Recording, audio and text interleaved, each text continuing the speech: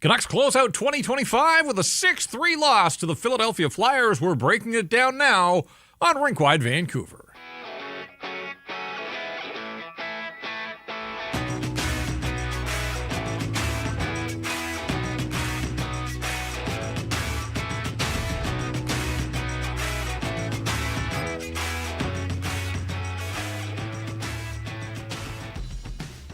We welcome you inside the Pacific Toyota Dealer Studios. Visit shoptoyota.ca or your local Pacific Toyota dealer today. I'm Jeff, he is Irf, and that is it. 2025 is... O-V-A-H, OVA. Yeah, it was over a long time ago. It's very true. Vancouver Canucks. But the hockey game is over, and so too is the 2025 portion of this schedule. But there's still more than half a season to go. The Canucks will lurch to the midway mark on the weekend.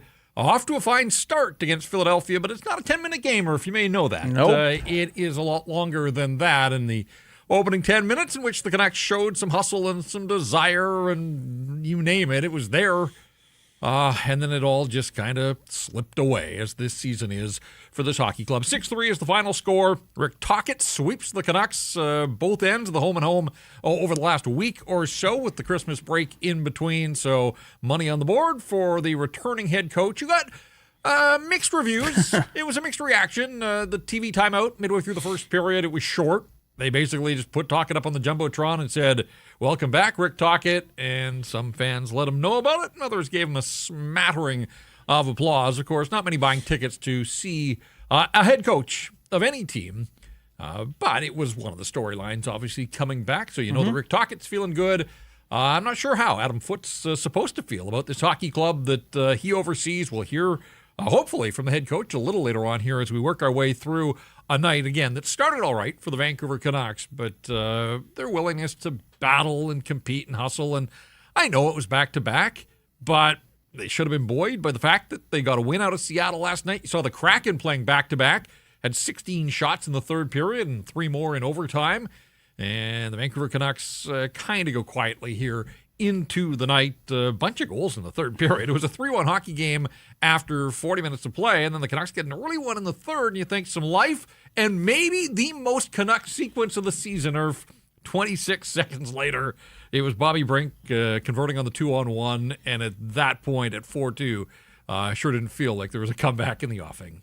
No, it was about 10 to 12 minutes of very good hockey. Pace was excellent. It seemed like we were going to get a good hockey game out of it. And then you go into the intermission, the late stages of that first period. Philadelphia started to find its legs a little bit. And then into the second and third, the Canucks were just cooked. Lots of teams have back-to-backs in this condensed schedule. The Canucks, for the most part, were pretty good on back-to-backs up until this game. You know, they had a decent record of the second of back-to-backs here this season so far. But for whatever reason, this team just shoot themselves in the foot again and again. And it's defensive errors. You know, the saving grace has been the goaltender a lot of the season. Thatcher Demko wasn't good on the second goal. He's probably going to want to have a lot of those back. And again, top guys just not doing it.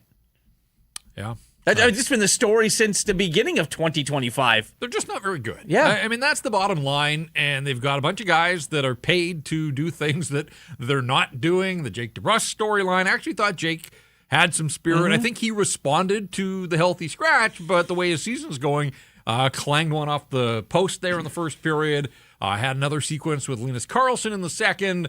I noticed Jake DeBrusk, and that's more than I can say about a bunch of other guys, certainly the guys at the top of the pay grade for the Vancouver Canucks. So heap it on the pile. It's another home ice loss, 4-12-1, and of course one of those was an overtime win against Edmonton. So that's 3 regulation wins in 17 home games.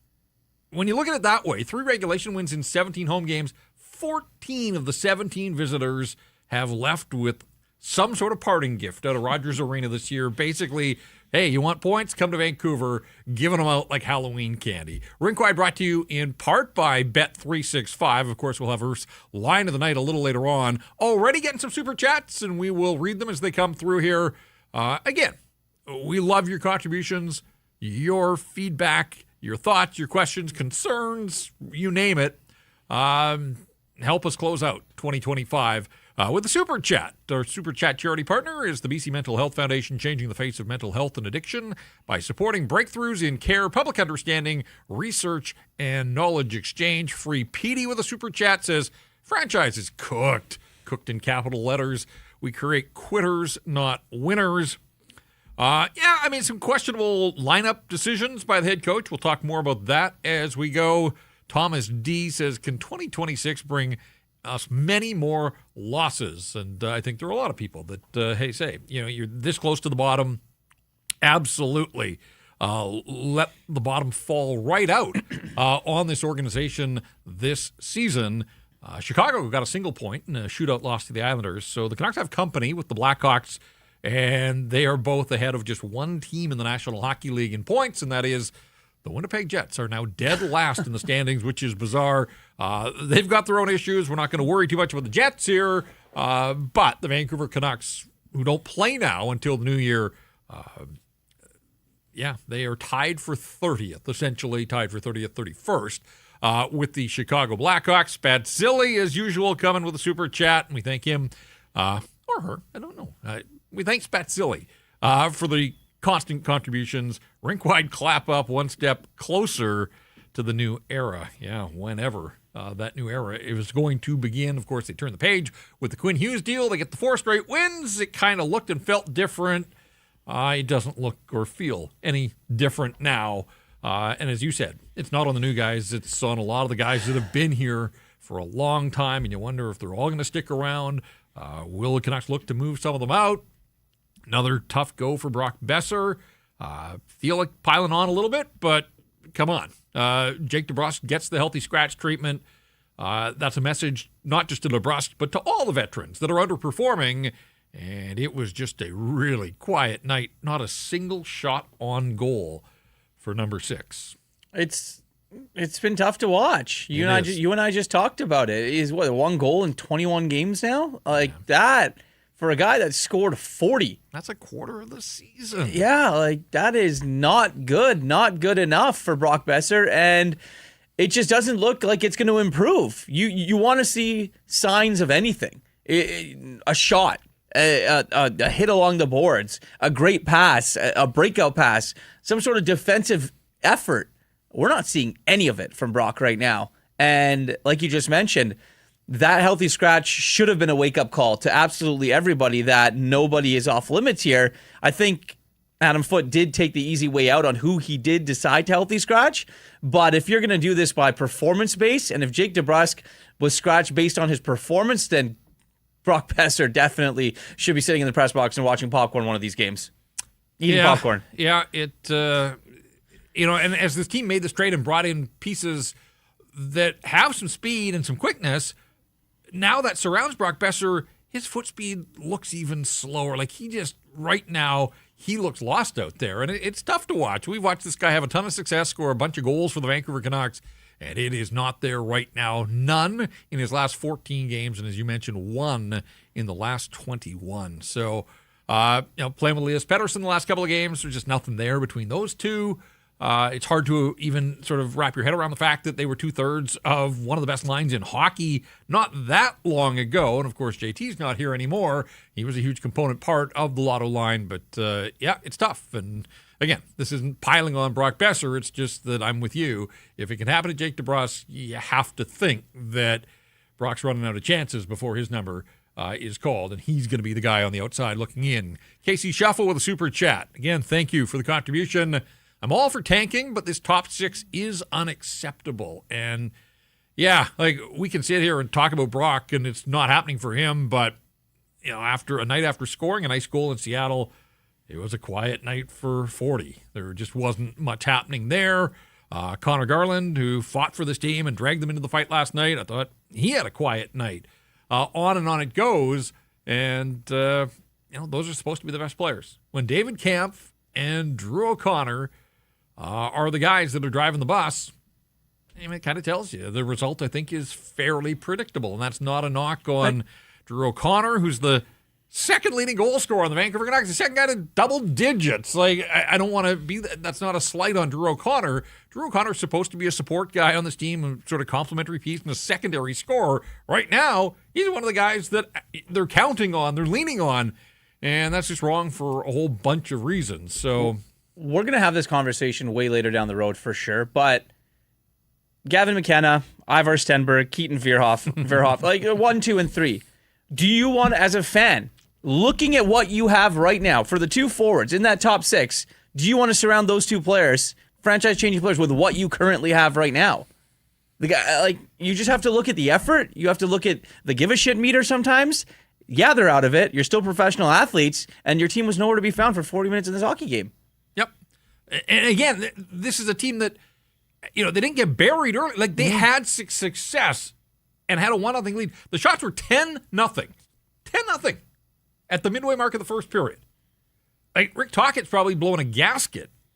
His team is down 1-0, but more than that, they're down 10-0 on the shot clock. And it was just like somebody flipped a switch, and the Canucks basically were like, all right, we're done for the night. We'll see if this 1-0 lead can stand up. Guess what? It didn't. David Camp gets back in the lineup. Again, that had a lot of people scratching their head. He's trying to show that he can play in the National Hockey League. Again, we don't expect a lot of offense from him.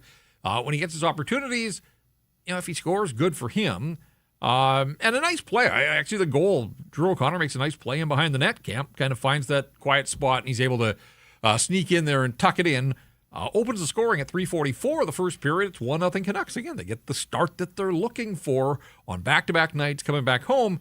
But midway through the period, big hit by Travis Konechny on Phil Hronek, and the puck goes back up ice the other way. Noah Cates pulls the trigger. Liam Ogren trying to get back on the back check and gets his stick in there, and I think he deflects it just enough to sort of fool Thatcher Demko, but again, a shot from above the faceoff dot, you want to think that that's stoppable, and it wasn't there. Noah Cates gets his 10th of the year, and against the run of the play, even though the Canucks got off to this nice start, now it's a 1-1 game, and from there the Flyers started to take over. Like, they had all sorts of chances. In the final couple of minutes, there was one scramble with the Zegras line where they were all over the Canucks, and somehow the puck stayed out. And then you mentioned a little earlier, if there's a turning point in the hockey game, I mean, the momentum is now in the Flyers' favor. They start the second. Mitchkov had a breakaway. Thatcher Demko makes a save there. Couture had a really nice chance in the slot. Demko made a stop. But it was Carl Grundstrom who scored against the Canucks in Philadelphia and has scored in every game since. So he's now scored in 4 straight games. Gets around Pierre-Olivier Joseph, and we're watching on the live stream. He's just not at an angle where he should be able to get a forehand off and go across the body of Thatcher Demko, and yet he does.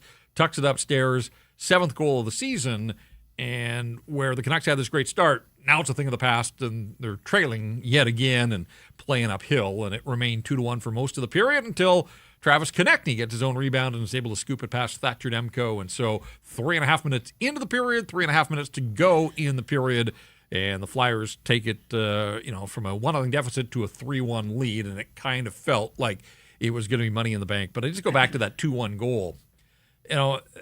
Again, Thatcher Demko coming off injury, was terrific through the New York, New Jersey area.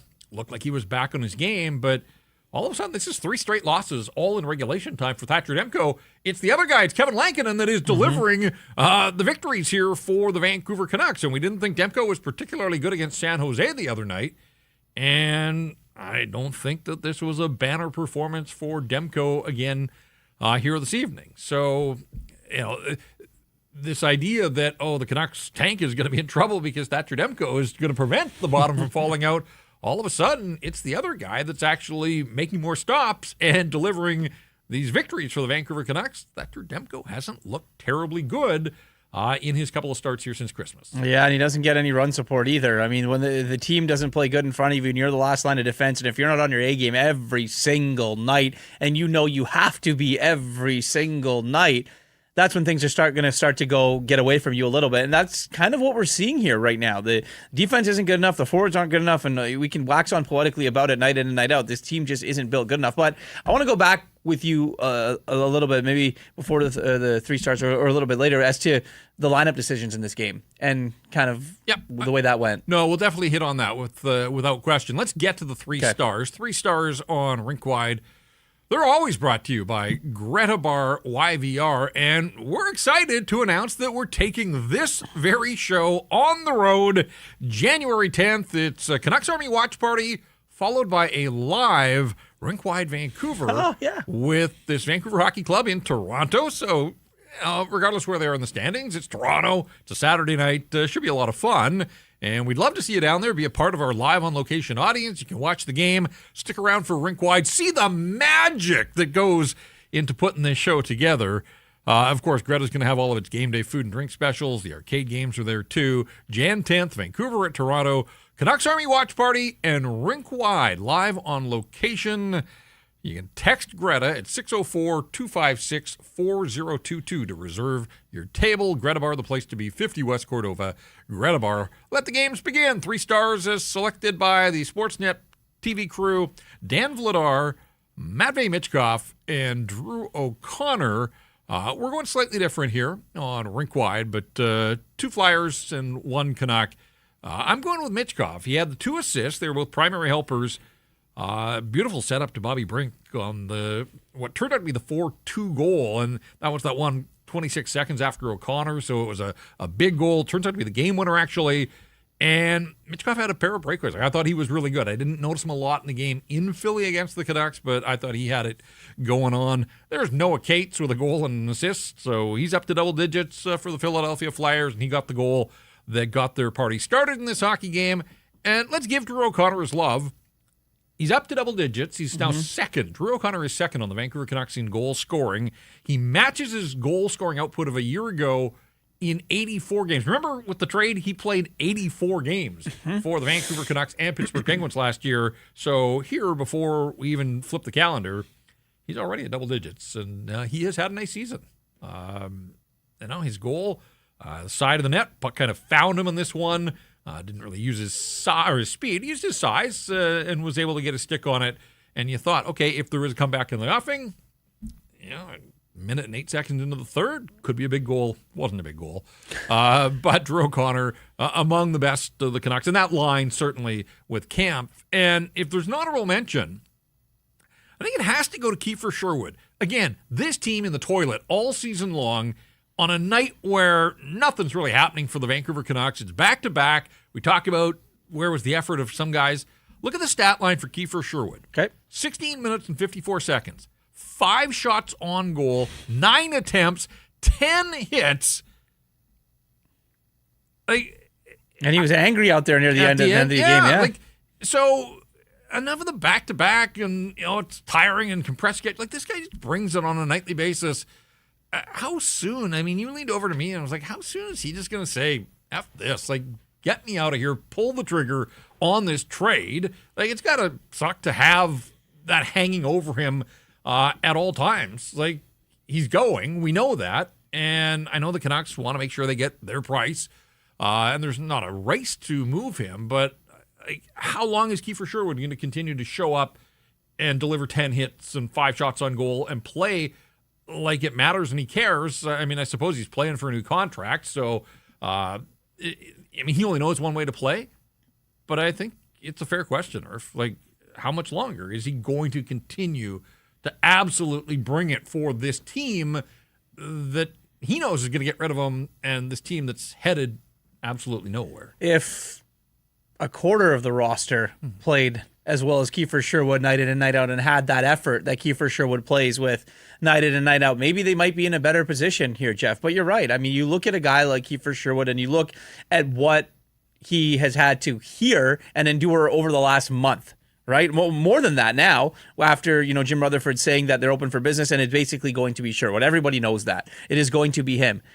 He's got to look at this and say, I'm doing this every single night. I'm giving my all. I'm killing myself for this team night in and night out. I'm I'm playing for a new contract, yes, but I also want to win, and I want to go out there and prove to everybody that I can play at a high and winning level. And you look at it now, it's going to get to the point where he picks up the phone, calls his agent, Wasserman client, and says, "Get this done. I'm out." The defenseman here did it. Yep. It's not hard to do. It's not hard for players to do. Maybe that's not Kiefer Sherwood's style, but it's going to get to a point where Kiefer Sherwood's going to be like, "F this, I've had enough." And it might be soon, because these stat lines that we keep reading night in and night out are ridiculous, but they're only ever his. Yeah. No, I mean, I admire the guy for his consistency, and I know that the goal scoring has slowed, and you figured it would. I mean, he had 9 goals in October. He wasn't going to stay at that pace. He had the hat trick against the Islanders, but even when he's not scoring, like I thought he on that line was driving the line, making things happen, spent most of the night in the offensive zone, able to contribute, gets an assist on the O'Connor goal. And so it's just been remarkable how consistent he has been, even when the goals aren't there.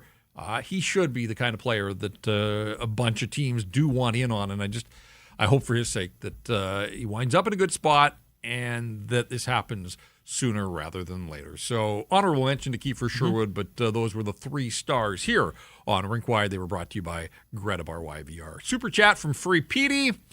Have you ever seen a team give up on entire periods the way this team does from that first to second, where like 2 different teams? We talked about it last night in Seattle. You know, they gave up 14 shots in the first period. They got outshot 16-3 in the third period last night. Here they get outshot 19-9. There have been so many examples of that as this season has rolled along. And we should mention as well that the 19 shots that the Flyers had in the second period, that is a season high for the Vancouver Canucks in terms of shots given up in any period. So a little bit of season history, at least for now. I mean, the bar may go up, but give up 18 to Carolina earlier in the year, but a new high, or low as it may be, they give up 19 shots in that second period as the Flyers just absolutely took control of the hockey game, scored the only goals of the second period, and grabbed a 3-1 lead as they headed for the final stretch. And ultimately, they win it by a score of 6-3. A couple of empty netters. Tom Willander with late goals, gets his second in the National Hockey League, but way too little and far too late as things went along here for the Vancouver Canucks. So we mentioned right off the top, this is it. The calendar year is over. They will not play again here in 2025. If we just take a quick look at the numbers, and they are not pretty, the Vancouver Canucks end up going 37, 39, and 9. That's 83 points in 85 games, so a couple of games under 500. The home record, though, and this is going to lead us into our stat that stands out. Stat that stands out, delivered by Uber Eats. And we tell you on every episode here that Uber Eats is enabling fans to maximize their fandom all season long with exclusive game day deals on the app. Every time the Canucks play at home, you can get a buy one, get one 6-piece chicken McNuggets from McDonald's in Vancouver, only on Uber Eats. From game day eats to paper plates and napkins if you're hosting, to all the ingredients you need to make your favorite game day dip before, during, and after the game. Uber Eats is assisting every fan's hockey experience all season long. Hashtag crave the stats. And the stat that stands out, there you go. The last 12 months, home fans at Rogers Arena have seen the Canucks win exactly 14 times. For this season, 4-12-1 this season. You tack it on to the second half of last year, 14-21-3. That's 38 games. The Vancouver Canucks won 14 of them in front of their home fans. It has been a disastrous season for people here in Vancouver checking out this hockey club. 14-21-3 over the last 12 months. It's actually wild. And it's I don't know what it is, because the road record's so good. I mean, it's not great, but it's better than the home record. Like, they play well away from the building. Home fans 14 times in one calendar year have seen this team win a hockey game. Make it even worse, 4-12-1 at home this season. Yeah. They matched the worst record in franchise history through their first 17 home games. This was supposed to be a team that was good. No, Jeff, if everything went right, they were a playoff team. That's what we were told. So you go way back, like the Bill LaForge year where he won 4 of his first 20 games and got fired. Like, those were disastrous teams. This team was built to surround Quinn Hughes and prove to the captain he wanted to be here. Like, they had designs on being good. And through all of that, they're getting the worst home ice start in franchise history. Like, it is wild times. And we say good riddance to 2025. Just kind of big picture. Like, it's fascinating to think about where are they going to be 12 months from now as we get to the end of 2026. I mean, there are a lot of people that want this losing to continue for a while still, and maybe it will. I mean, the way they're headed, it looks like they will. But, where are we going to be? What will the storylines be 12 months from now as we get set to welcome 2027? All right, I do want to get to the lineup stuff, so we'll do that. This segment of Rink Wide, a presentation of the Pacific Toyota dealers and the Toyota Prius plug-in hybrid. It's a no-compromise approach to electric vehicles that offers the best of both worlds. Drive up to 72 kilometers on battery alone. That's enough to get you from downtown to the rink to the grocery store and then home to recharge. Seamlessly transitions from electric mode to the gas engine for a combined range of 962 kilometers. No sacrifices when it comes to horsepower or style with its sleek, low, wide exterior and sophisticated interior. And it's loaded with tech that's actually easy to use. You can lease a 2026 Prius plug-in hybrid SE from $109 weekly at 3.99% APR for 64 months with $3,300 down. Visit shoptoyota.ca or your local Pacific Toyota dealer today. Final game of the month. That means we're going to get a vibe check a little bit later on. 2020 vibe. 2025. You know what I'm saying. I do. I couldn't say yes. it. And I have a feeling where the vibe meter is going to be as well. But let's get into this. Jake DeBrusk was the big story last night, the healthy scratch. Not a surprise that he gets in. We talked about it. If he returned to the lineup, who would come out? There were candidates, obviously. But it turns out that Nils Höglander and Aatu Räty were on the ice this morning at Rogers Arena, and that was the tip-off that they would be the guys that would come out up front. So DeBrusk and David Kampf get back into the lineup at the expense of Nils Höglander and Aatu Räty. There was also the switch on defense with Pierre-Olivier Joseph playing his first game since December the 2nd, and that was the last time the DPD had sat out a game. DPD, part of that bad line change that led to the 2-1 goal in Seattle. I don't know if that in and of itself was the reason, but take a seat, DPD and P.O. Joseph got into the lineup, and we'll see if that's just a one-off. And we see Elias Pettersson back in there in the next game on Friday against Seattle. Whatever the case, for Höglander, it's one game in and didn't do 9 minutes of ice time.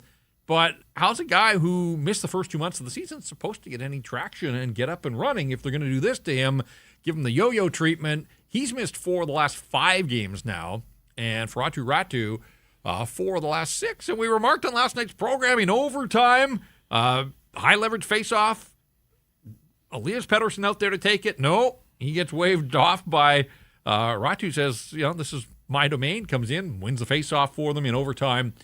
A master of the face-off, one of the best face-off guys in the National Hockey League. To my eyes, didn't see anything in his game last night that would warrant him coming out, and yet there he was sitting on the sidelines to make way for David Kampf. Now, the fact that Kampf scored, and Kampf had a 2-point night, like that's his best night offensively, certainly as a Vancouver Canuck, but he's not here to produce a ton of offense, and if it's about growing and developing Aatu Räty and figuring out exactly what you've got in this player, then he needs to play. So it just makes no sense that those were the two guys. Like somebody had to come out, but I don't know. It just didn't feel right to me that it was Höglander and Räty. Tell me what Aatu Räty has done so wrong in the 4 of the last 6 games that he sat out. Well, let's play this clip because this is from Adam Foote before the game. Okay. And I tried to do the people's work here. I basically tried to put that question to the coach of, why Höglander, why Räty, and how do you get them up and running if you're going to continue to do this to them as young players trying to find their way in the National Hockey League. Here's Adam Foote pregame talking about lineup decisions. You're in a position where you have options. You've got healthy bodies here now. Somebody has to come out. But Höglander and Ratu are young guys that are still trying to establish themselves here. How do you get them on a run if they're going to get into this sort of rut of in and out of the lineup? Well, we don't know if they'll be in and out. Like, we're going to go day by day. And, you know, you look at our schedule and the whole NHL, how condensed it is. And I can't sit here and tell you that we're going to see a lot more of that with our players. But we will have discussion with guys that, you know, and we've already had discussion with our group. I don't know what the number is, 19 and 38 or whatever, that in all these games, there's going to be, you know, it's a good, they get to push each other because there's going to be guys on tired legs where we have to recognize that and maybe give them a break. And when you're playing that many games in a row too, you know, with hockey, we just want to get him up to speed, being out as long as he was out, you know, and you're playing back-to-backs and things like that. And, you know, we've got young D, and who knows what, I can't tell you if one of them's going to play the rest every game or not. It goes day by day. And, you know, I look at it like to get through the schedule, we need 4 lines, 60, and everyone. And, you know, hopefully we get Hedel back in 2 weeks and we have more issues with numbers and then Beluger, you know, and that's a good thing. Not really your department necessarily, but do you need a trade? Like, are there too many bodies here? Coaches don't think there's ever too many bodies. So, I mean, that's not my department, like you said. I'm just going day by day, what we have, and trying to put in my instincts and what I think has to happen for us to get the 2 points. Well, they didn't get the 2 points, and I don't know. I mean, help me. I tried to ask a question. I'm not sure I got the answer to my question there. He kind of was spinning his wheels, talking more about the schedule than why Höglander and Ratu can't play here on a regular basis. So they look at it by a case-to-case basis, game-to-game basis, and then he wants to get the players on a run. And, you know, he wants to get Höglander up to speed. Höglander's not getting up to speed if he's in the press box 4 out of 5 games. Right. There's absolutely 0% chance that that's going to happen. It's just factually, he can't get on a run in one game. The Ratu one is more interesting to me. I know there's people in our chat calling him soft and this, that, and the other. He is your best face-off man. David Kampf's in, yeah, he won 9 face-offs, lost 8. He was the best guy tonight. But Aatu Ratu, at 23 years old, is one of the best face-off guys in the National Hockey League. Is it not better in the NHL when you start with possession of the puck? Is it not? You have an advantage right there, right then. So I guess it's in a sense where you look at it and say, okay, maybe someone needs to come out, but I don't know. I mean, it's almost leading to the point where putting out the lineup that doesn't give you the best chance to win. And maybe Höglander's going to call his agent too and be like, get me out of here. Well, we've had a lot of people in the chat screaming that Evander Kane, like, why does Kane keep playing and why does he play so much? Because they want to try and trade Kane. Evander Kane gets in his first fight of the season. Kind of funny that it comes the night after Connor Garland gets in his second fight of the season. Got into it with Nick Seeler early in the hockey game. Wasn't much of a tussle, but I thought this was interesting. So Evander Kane sits for 5 minutes, fine, but Evander Kane was the low ice time man for the Vancouver Canucks. So, you know, is the worm turning here? Is this going to be something moving forward? He only played 10 minutes and 58 seconds and a minute and a half of that on the power play at even strength, under 10 minutes of ice time. This is a guy that was playing close to 20 minutes at even strength at times early in the season. So, again, you know, add him to the list of guys that haven't been producing much. He had the breakaway there at 4-2 with about 8 minutes to go. Jake DeBrusk with the long pass after, was it Sanheim's stick exploded, and Kane unable to score. Did have 4 shots on goal, but we've seen that where he just flings pucks from distance and, you know, outside of the breakaway. I don't think there was a scoring chance among his shots on goal here, but that number does jump out to me to see him, even with a fight at 10:58, that Evander didn't play a whole lot in this hockey game. You can't have your top 6 guys playing bottom 6 numbers or bottom 6 minutes. It's just not how it's going to work. It's not a recipe for success. And I know people don't want to have success, but you can't tell that to them that they're still trying to go out and at least compete in these hockey games. Elias Pettersson, 19 minutes and 11 seconds, only 2 shots on goal, wins 7 of 17 faceoffs. a night where Ratu sits, the Canucks only go 44% as a team. On the draws, David Camp, as he said, won 9 and lost 8, so at least he was above 500, but otherwise it was a struggle. Max Saston had a tough night in the face-off circle. Canucks had a tough night all around, so I'm not too concerned about the face-off numbers on a night like tonight, but it is an area where Ratu generally bumps up the team totals by holding up his end of the bargain and then some. So, yeah, I mean, not a great night for... as we said, the top of the lineup, Besser and Pettersson. I thought Connor Garland dragged them in the fight, but Connor Garland finishes -4 in this hockey game. I know there were a couple empty netters, but just not a whole lot happening for him. Went down awkwardly with that in that collision there. And I mean, slow. It's pretty clear that he's playing through something, and you give him credit for gutting it out. But on back-to-backs, again, is there if anybody, I just don't get it. If there's a single veteran guy that's playing through something on a back-to-back and you've got these healthy bodies that should be in the lineup, sit some guys down. This team's not going anywhere. This isn't like you need every 2 points to scratch and claw into the playoffs. I think organizationally, and this is where the tank comes in. The players are going to play, right? Whoever's in the lineup is going to play hard. But the organization can make moves and can make decisions. You could take a Connor Garland out of the lineup, and if it weakens your lineup and you lose, so be it. Yeah. But this idea that Connor Garland at 60%, you need him in there for what? To what end? And so I just think they've got to adopt that way of thinking here pretty quickly. That what if Brock Besser, if I give him the benefit of the doubt that he's playing through some sort of injury as well, again, Brock Besser at 60%, isn't giving you anything right now. Yep. So why wouldn't you use that as an opportunity to give Nils Höglander an extra night in the lineup to see if you can get him up and running and either develop into the player that you think he can be, or maybe you showcase him for another team out there that is going to jump on the Nils Höglander train. Yeah, you also can't give him the guys nights off and say it's maintenance, because we just saw what happened to Derek Forbort. It was maintenance. Now he may never play again for the Vancouver Canucks because he signed a 1-year deal. Wild stuff. That was also Adam Foote was asked about Teddy Bluger, who skated this morning with Ratu and Höglander and Philip Hedl, and Foote said maybe 2 weeks for Teddy Bluger.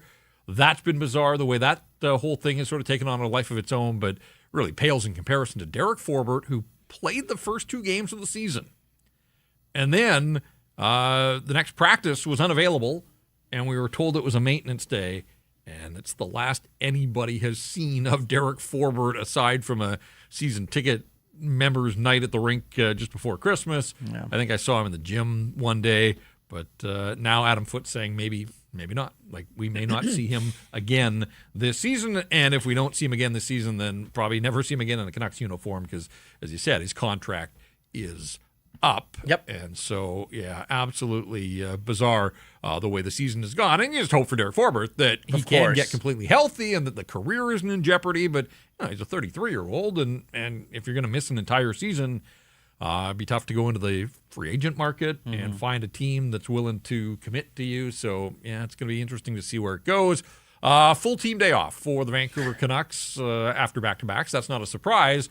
Be interesting to see what practice looks like on Jan 1st. Coaches generally keep players honest on January the 1st. Let them go have their fun on New Year's Eve, but be ready to skate. Yeah. I've seen a few of those Jan 1st practices through the years, and they generally are a pretty good workout just to make sure that guys are ready. Because they got back-to-backs again coming up here at the end of the week. Yeah, late start, too, on Friday night against the Kraken, I do believe, and then some old pals from the Boston Bruins coming into town. Yeah. All right. This seems like a good time.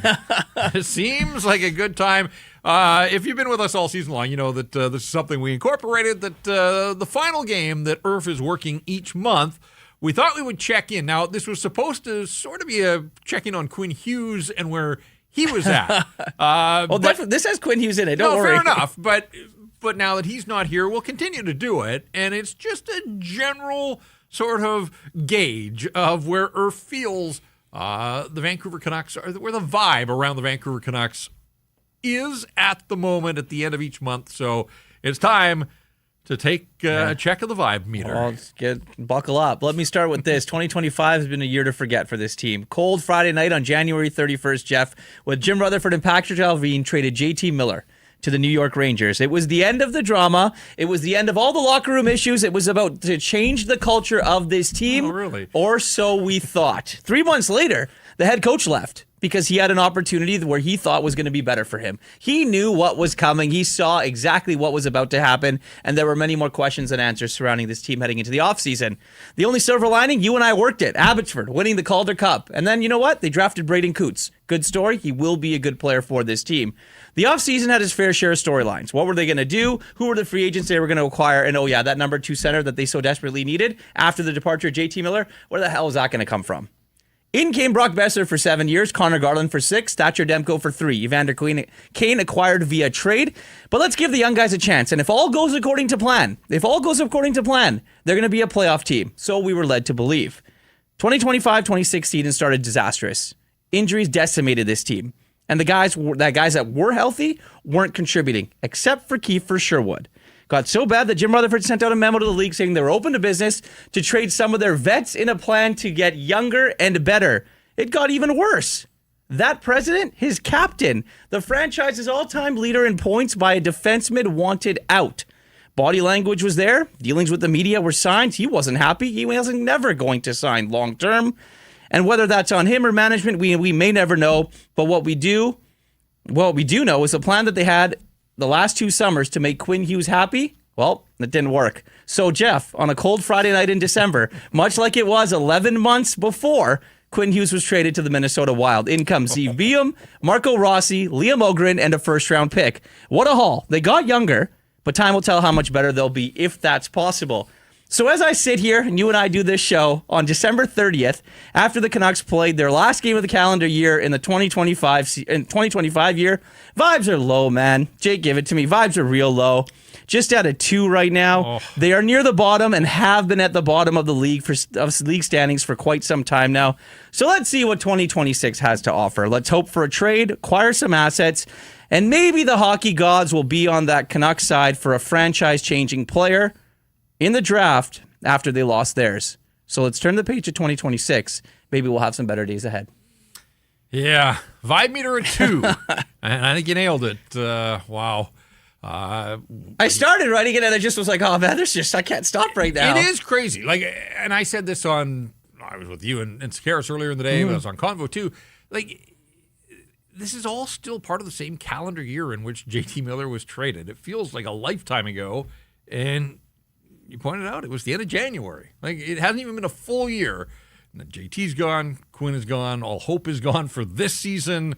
As we said earlier, they're tied with Chicago, tied in points and point percentage. They're ahead of Winnipeg in points, but they're behind the Jets in points percentage. So, and again, this comes at a point, they lost tonight, but the win last night in Seattle, that was 5 wins in 7 games for the Canucks. And it shows you when you've dug such a hole that even if you win 5 out of 7, you move to 30th for a night and then you fall back down again. And so this idea that, they're this close, whatever, to the playoff bar, forget about it. Because they just come through their best 7-game stretch of the season and it's done them absolutely no good. And so I just, the more this goes on, the more and more I sort of feel in social the Tankists, the legion of Tankists is growing. Mm-hmm. And so nights like tonight, maybe we should celebrate instead. There's a loss that, keeps them where they are. And we'll see what Friday brings against the Kraken. And then Boston is here on Saturday. And then the bags are packed and they are right back out on the road. Another one of those Eastern road trips. So 2 home games here before they pack up and head on out once again. All right, Adam Foote at the podium. We heard from him pregame.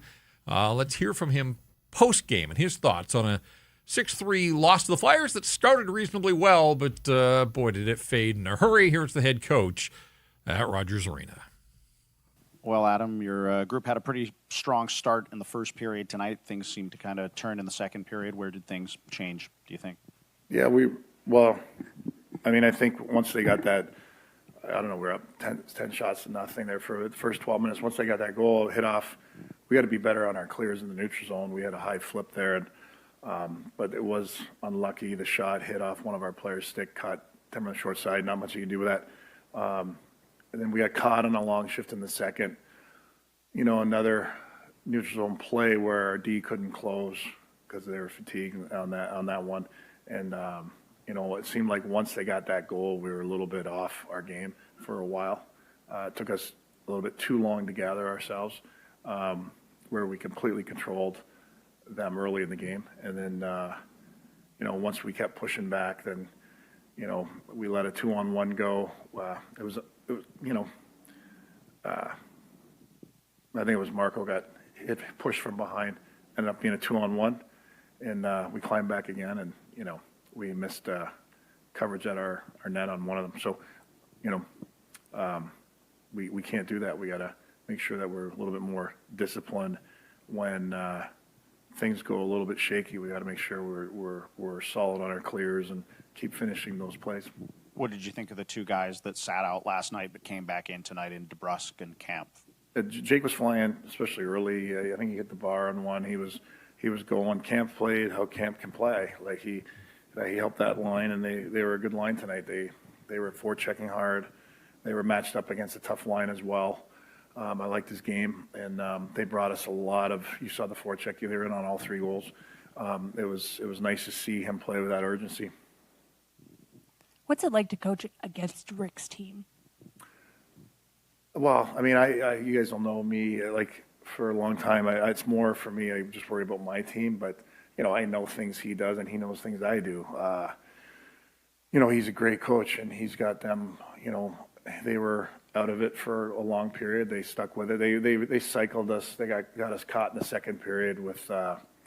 You saw what happened. We got caught in the second period. And, I don't take it like I'm coaching against Rick or anything like that. There's too many games, and you start doing things like that as you get spinning in the head. So our game plan worked, and we got caught. We got to be a stronger group in that second period when things didn't go our way. We got to find a way to just stay within the system, and it took us a little bit too long to get back out on our game. You've got a big host of games coming up in January here at home. What's the key to finding a better record on home ice? I think the main thing, we've done a lot of thinking about this, is just when things don't go our way, like you saw in the second, we're rolling, and we've had control of teams, Detroit and here, Utah. There was a stretch where there's 3 or 4 in a row. When things don't go our way for a couple shifts, we fall off to whatever. I'm not going to tell you what I think of that. It's more we get off our game, and we're trying, but we go a little bit rogue, or we turn, or we try to get the breakaway pass, or just come out of structure. I think they want it so bad, and they hear the noise around them that they get a little frustrated and maybe do too much at times, or get off the structure, and that's where our group's got to, like I said earlier about this game, is when you have a couple shifts where they're playing against good hockey teams. They're going to get a couple good shifts, and we got to just stay balanced and stay in control of our emotions longer. Because, it was whether they didn't have their legs early, we had our legs, we were rolling. The first 12 was even 15 minutes after that goal, we were humming. It could have been up 3-0. And it seems like we've seen games like that a lot this year at home. And then one or two things don't go our way, and we get a little bit out of sorts, I would say, and we're going to have to correct that. Tonight, Philadelphia was able to win quite a few battles in front of Demko. Was that just fatigue, or was there something bigger to that? We'll have to go look at the tape. You get caught in your end in the second period. That's the thing about second period changes, where, when you have you get caught out there, that's why you have to manage the puck through the neutral zone. Those high flips, you kind of almost have to take a couple extra strides and place these pucks, down a little bit deeper, or just ice it and get a breather that way. You don't want to, but sometimes you have to. It's just things we have to think about and work on. And you get out there, and if you're a little bit, younger or whatever, and you can't stop a cycle when you're tired, or It happens. It happened to Philly. We did it for 12 minutes. They couldn't get off the ice either for quite a few shifts, and we were able to capitalize. So it works both ways. And with your top. All right, there you go, Adam Foote. His thoughts on this hockey game. Pretty incredible that he speaks there. That's the first 4 minutes or so of his press conference. He's not naming names, but it just like, why weren't the Canucks able to beat the Philadelphia Flyers? Because again, the top end of their lineup was pretty much invisible, and I'm surprised that a night after scratching Jake DeBrusk, and he's been consistent in not singling out guys necessarily in his post-game press conference, but again, I mean, he has to know that the top of his lineup just wasn't anywhere close to good enough in this hockey game. I mean, you watch the guy on the other side, on the other bench, call out his guys quite often on certain nights when they weren't going, and maybe that's a different way and different approach that he's trying to have here of players and trying to make them go and then see what needs to be better, but you just scratched a guy that's on a pretty big ticket, a guy that came here in free agency, a guy that took more money to come here in Vancouver to play. So I think that when you have that and you see the guys around him who also are on big tickets and are not performing the way that they should be, questions definitely need to be asked by the head coach and to the head coach about what's next and what is the plan going to be moving forward here. Yeah, I mean, the underlying numbers, we talked a little bit about Connor Garland's off night. Individual Corsi of 24%. Shot attempts were 19-6 with Connor Garland, so all the talk of Garland being the play driver wasn't tonight. He got stuck in his own end. The shots were 11-4 for the Flyers at 5-on-5, and Garland was on the ice for 3 goals at 5-on-5, and then one of the empty netters as well. And Marco Rossi, again, waiting for Marco Rossi to make some positive impact for the Vancouver Canucks. He and Evander Kane had a chance at 2-1 late in the second period. They don't convert, and then the other way, it's a 3-1 hockey game. I know Rossi thought that he had been cross-checked on, and Foote mentioned that as well, on the Bobby Brink goal that led to the 2-on-1. You got to play to the whistle, though, and not everything's going to get called, and sometimes there will be calls that go against you, whatever. Just another night where Marco Rossi's awfully quiet, way too quiet, as it turns out. Just looking at his box score here, less than 13 minutes of ice time. This is a guy that played 23 minutes at the end of the road trip, and now he's playing under 12 minutes here, 10 minutes, 13 seconds at 5-on-5, just a single shot on goal. So, he has not found his groove in 8 games as a Vancouver Canuck. And again, top 6 guys getting bottom 6 ice times. That's a little bit above. Obviously, Evander Kane was lower than that, but it's going to continue. Kane sat for 5 minutes. Kane sat for 5 minutes. It's true. No, as I look through, Marco Rossi, outside of Evander Kane, is he the second lowest ice time on the Vancouver? I think he is. So, wasn't going, and as a result, didn't play a whole lot in this hockey game, and so hopefully better days ahead for Marco Rossi, but has not been a guy that's come in and made any sort of impact yet for the Vancouver Canucks. Yep. All right, another tough night in a season that's been full of them. Off day tomorrow, as we said. They've got the Kraken back here for another shot on Friday night. 7:30 is the face-off time. We don't have to look a whole lot at the Kraken just because we saw them last night. I think that's fresh in a lot of people's minds. But we do have to do our Bet365 line of the night. And if I'm not mistaken, you had yourself a pretty solid night tonight with your 3-leg parlay from last night. Yes, the 3-leg parlay for last night, plus 600. That hit. Oof. So we will take those winnings and we will continue, and we will go into tomorrow evening, where I like the Vegas Golden Knights against the Nashville Predators at home. It's pretty easy. They're favored there. I don't really know if I love the line at minus 200, but that's okay. And the Quinn Hughes assist. It's a way to delve. Quinn Hughes, they scored 5 goals last game. He didn't have a point. Mm-hmm. Quinn Hughes doesn't go 2 games without a point much. So I like the Quinn Hughes assist, and I feel like the Sharks score a lot of goals. Yeah. The Wild can score a lot of goals. That one can get crazy and haywire and sideways. So if you want to quick double up your money there, the Quinn Hughes assist and the Vegas Golden Knights at home against the Nashville Predators. Whatever you bet, it's never ordinary. You bet 365. Download the app, get in on the game, use code NATION. Bet365 must be 19 or older. Please play responsibly. New Year's Eve games. Do we know? I guess I've got it in front of me here. I should look. We get some early. The Rangers in Washington at 9:30 our time. Hell yeah. and most of these teams are playing, like Vegas is a 3:00 start Pacific time. I am curious, the Wild Sharks game, you're right, like just stylistically, the way the Mini's going right now, and the Sharks are all gas, no brakes, a ton of offense, but they give up a bunch as well. That could be a fun hockey game. That one gets going at 4:00 Pacific time if you are looking to find it. This Flyers team is back-to-back. They're in Calgary tomorrow. They lose an hour going east, plus it's a 6:30 start in Calgary. So we'll see what Rick Tocchet's team does on the back end of back-to-backs coming off this win here tonight, and the Flyers go into Calgary, and then they'll finish up their road trip in Edmonton on Saturday afternoon. As we said for the Canucks, I would think they'll practice Thursday and then get ready to host the Kraken on Friday night. 7:30 is the start. Interesting scheduling that the Kraken are home to Nashville on New Year's Day. So for the second time this week, the Canucks are getting the Kraken on the back end of back-to-backs. We'll see if they can how that take New Year's Day advantage. skate goes. Yeah. And we'll see if it's Lankinen against Decord again, or if one or both teams elect to go with a different guy in goal. I would think after another struggle for Thatcher Demko, you're probably turning right back to Kevin Lankinen. So my hunch is that he would see the Kraken for a second time this week.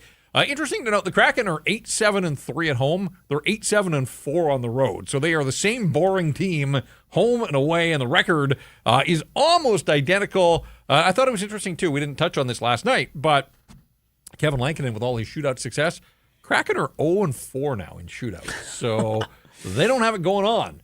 Now, they don't have a ton of high top-end skill. They don't have a Liam Ogren. They don't, you're right. But I was surprised to see that Canucks are 4-0 in shootouts, and the Kraken are 0-4. So we'll see if Friday night's game goes beyond regulation and beyond overtime and is decided in the skills competition.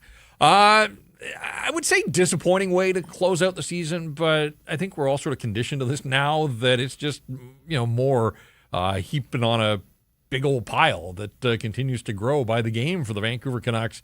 16-20-3 on the season, and they are 2 games away from the midway mark. So we'll save the midterm report cards for Saturday night. Yep. But the vibe meter speaks volumes on a night low. like this one as we close out 2025. A vibe meter of 2. I think you nailed it. Yeah. I can guarantee you in 2026, we'll talk at least of one trade. I don't know how many they're going to make, but they're going to make one. So we're going to have one show dedicated to talking about who came in and the impact that they had. But again, like we've said since the beginning, or at least I started doing this show with you, we work with the material that's provided right in front of us. And on a lot of the nights, especially at home, there isn't much that's given to us to work with. No, it really is. It's remarkable stuff. But the next game, there's always that opportunity, right? We shall see. All right. We tell you on every episode, too, to make sure you're following us on all of our socials. Again, the Rink Wide YouTube channel populated this year with interviews from practices and game-day skates and those types of things. And so if you want more Canucks content, and I know there are still hardcores out there, even though the season isn't going the way you want, but we'll continue to provide and feed the beast here. So subscribe, set your notifications. You don't miss a thing, especially our Rink Wide YouTube channel. Jake Fraser is the producer tonight. We thank him for his help here. We'll see who is in the lineup, who's out of the lineup for the Vancouver Canucks next time they step on the ice. 7:30. Note the start time, 7:30 on Friday to ring in the new year, the Canucks and the Kraken. We will be back to do that. So we'll leave it at that. A happy new year to all of our Rink Wide viewers and listeners. Appreciate all your support. Again, the watch party and the live Rink Wide Jan 10th at Greta. Come on down. We'd love to see you there, meet you, hopefully have some fun as we do our thing after the Canucks play in Toronto. So make note of that, the Canucks Army Watch Party, followed by a live episode of Rink Wide Vancouver. That's it for 2025. We are done. We'll catch you in 2026. That's going to do it for this episode of Rink Wide Vancouver.